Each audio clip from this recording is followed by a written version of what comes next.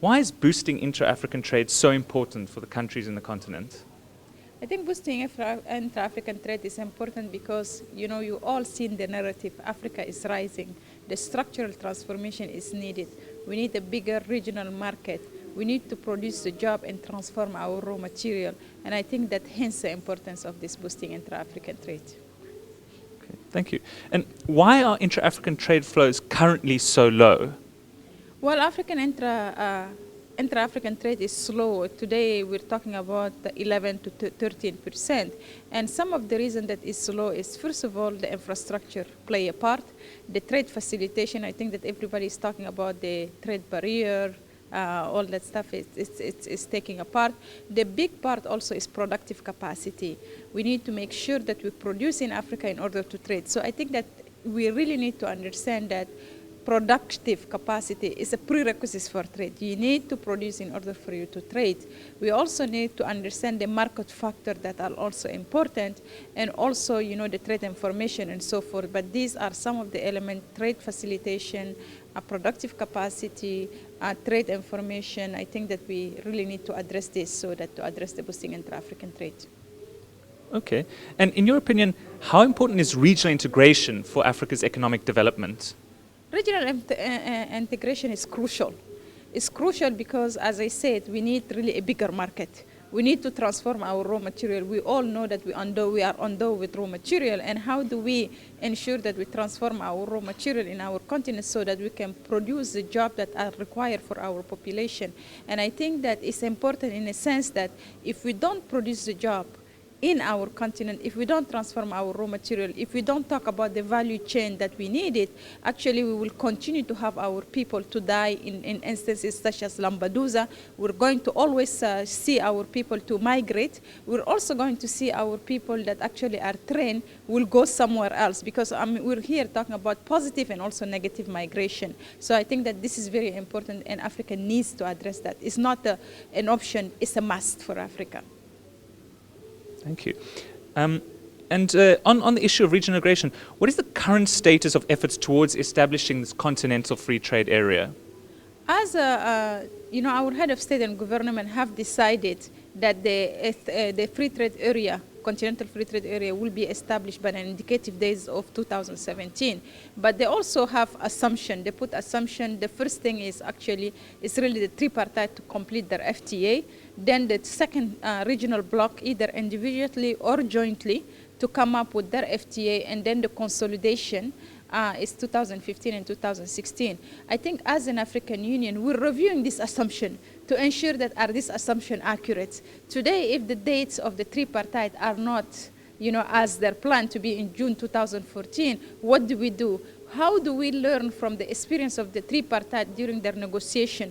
Do we have to start with the goods, as it's, the tripartite have done? Could we start with services? I think that these are some of the questions that we're really reflecting to ensure that we don't wait.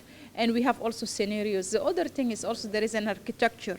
When we talk about continental free trade area, we have to talk about, establishing a business council, a business forum whereby we can talk to the business people, and actually we're establishing that this year in 2014.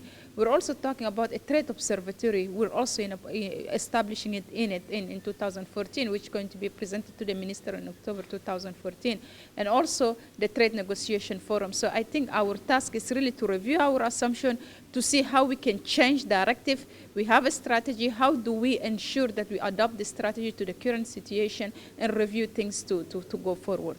So that's what really we need to do as an African Union, because I don't think that we should wait in one strategy and say that, well, if, for example, the tripartite is not able to deliver by June 2014, then we have to wait. Thank you.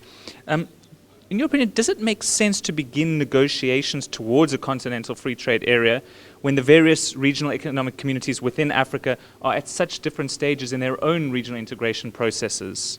I think it does make sense. I think that today everybody understands that we face huge problem, trading among ourselves. We have huge problem, when we trade with the external world. For example, I understand there is a concrete example. For example, if we bring a car from Japan to Abuja, we pay about $1,500 US. But when we bring the same car from Abuja to Ethiopia, we pay $5,000. I mean, it doesn't really make sense. So I think that for us, it's very important that we try to understand that. And also for me, I also want to see that we need, as Africa, to understand the cost of non-integration. Because I think when we understand it, now it will be real. It will not be abstract anymore. It will not be like, oh, regional integration is important, so we have to focus and to ensure that if we don't integrate, this is what we're losing. If we integrate, this is what we're gaining in terms of dollar, perhaps in terms of collectively, and changing our narrative also. Taking out this Africa is still killing themselves, Africa is still having problems, but really Africa is moving forward, and Africa is a continent that, you know, everybody wants to be in it. So I think that we need to change that, and for that aspect, it does really make sense.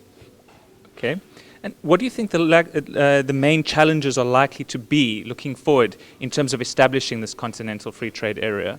I think the challenges are going to be almost the same. For example, you know that so many of our countries depend on custom revenues, so it will be a problem.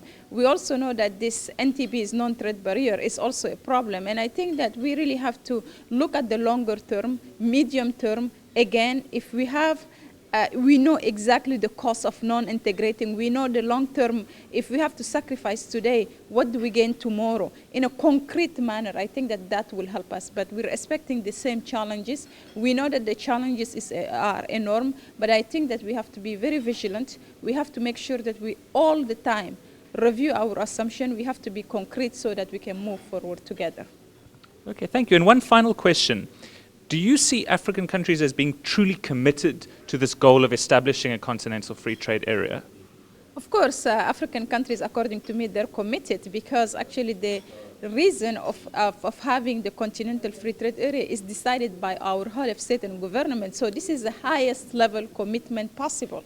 So our head of state decided about to establish the continental free trade area, decided about to boost the intra-African trade, decided about a deadline, indicative deadline, and they also have a high-level trade committee which review our progress every 6 months, every summit, so in January and also in June. So I think that this is the highest level commitment, but I think we have to make sure that we, at all levels, all the stakeholders, to ensure that we implement, because the commitment is there. So it's really implementation, and I think that we really need to move forward.